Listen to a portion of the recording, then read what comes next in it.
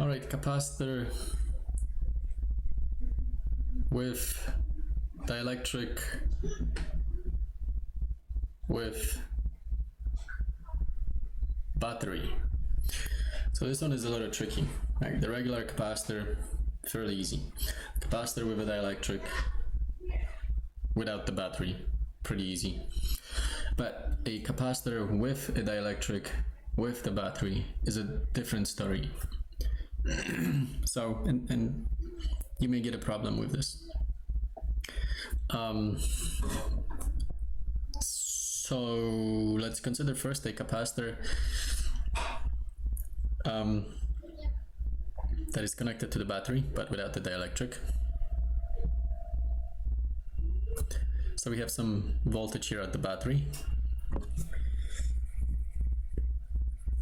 This battery charges up the capacitor to a certain value, to a certain charge. So let's just say some Q.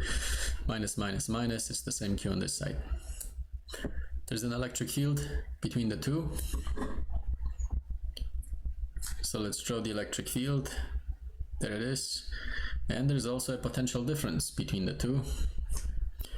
So there's some potential difference, delta V, between the two. I'm going to call this delta VC so that we know that this is a potential difference or voltage across the capacitor.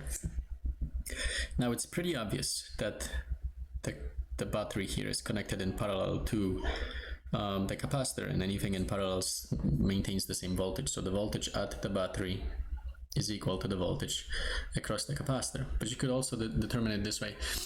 If you walk along the circle here, and you add up all of the voltages, you will have, you gain voltage at the battery, so plus delta VV, and then you lose voltage across the capacitor, so it's minus delta VC equals 0, and all of this just gives you what you already had by simply realizing that the two are connected in parallel. All right, so that goes. Let's get rid of it. Now, well, let's maybe draw,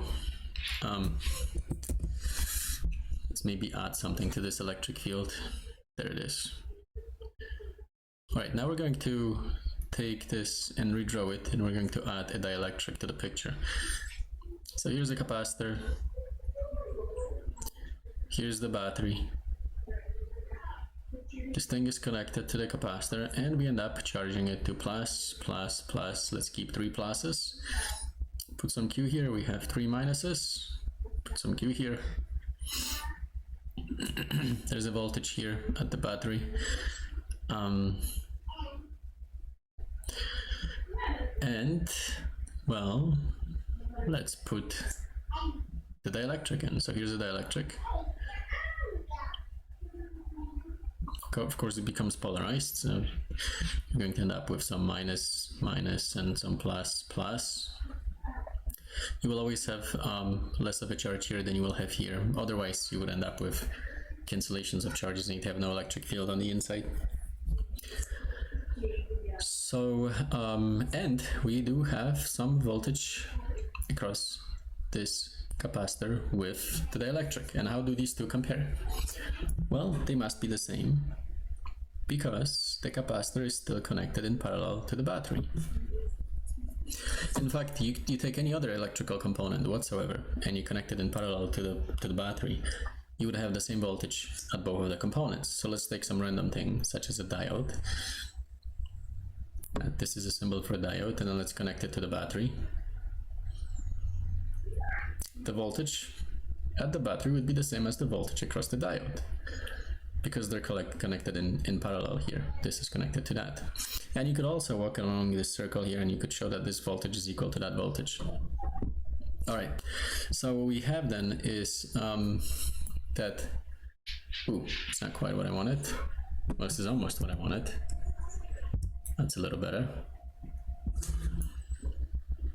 So what I have here is that, I'm going to state this on top, delta V stays the same. Stays the same if the battery remains connected to the capacitor. Whether I have dielectric in or out, voltage across the capacitor stays the same as long as the capacitor is connected to the battery. This is not the case if the battery is not present. Okay? Voltage will change if you insert the dielectric.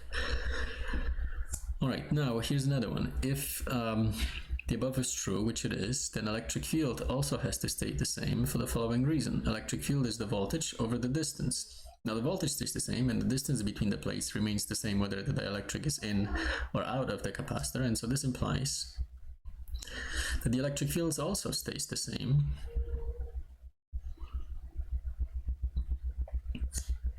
This is true, but this is not what you were taught before. Right, you were taught that if you insert the dielectric into the capacitor, electric field goes down. Well, that's true if the battery is not connected to the capacitor. But that is not true if the battery is connected to the capacitor. So let's see how this makes sense. So you have the original electric field that points in this direction. Here's E. And then you have the new electric field set up within the dielectric that points in this direction, and the two partially cancel, but which would imply that the electric field would drop. But what happens here is, see these two charges, they sit close to each other, in fact so close that they will effectively cancel out. So will these two, and so will these two, and so will these two. And now the battery sort of perceives the lack of charges here, and it can push more, whatever is missing. And so it will push two more because two appear to be missing. And likewise, it will push two more here because two appear to be missing. And so now Q on the whole plate goes up. But if Q goes up, then so does this electric field. And for that reason, the difference between these no longer gives you an effective field being smaller than what it was in the beginning. So, okay, so the electric field stays the same. Q, here's another point that sometimes students find confusing, and in fact they often find it's confusing, but Q on the plates increases, but Q effective, what I mean by effective Q is the Q that is, it's the total Q.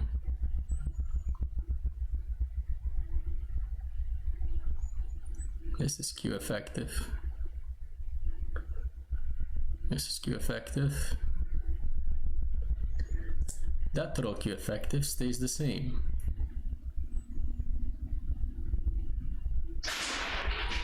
But it is this Q that sets up the effective electric field, which is that.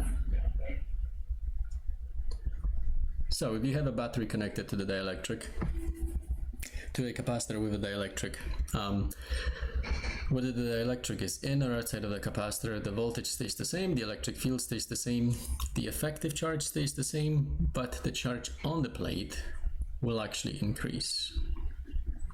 All right, well, I hope this was clear enough, but there's that.